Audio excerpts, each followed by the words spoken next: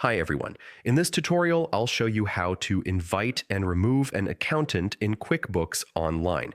This is especially helpful if you want to streamline access and manage your finances more effectively. First, go to the QuickBooks homepage and click the Sign In button. Enter your credentials and log in. If you see multiple QuickBooks products listed, make sure to choose QuickBooks Online.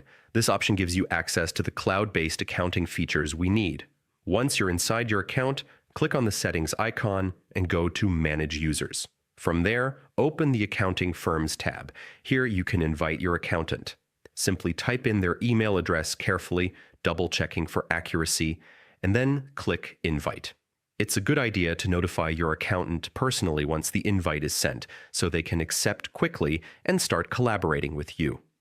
If at any point you need to remove an accountant, go back to Manage Users, select the accountant's name, and revoke their access. This way, you stay in full control of your account permissions, and that's how you invite and remove an accountant in QuickBooks Online.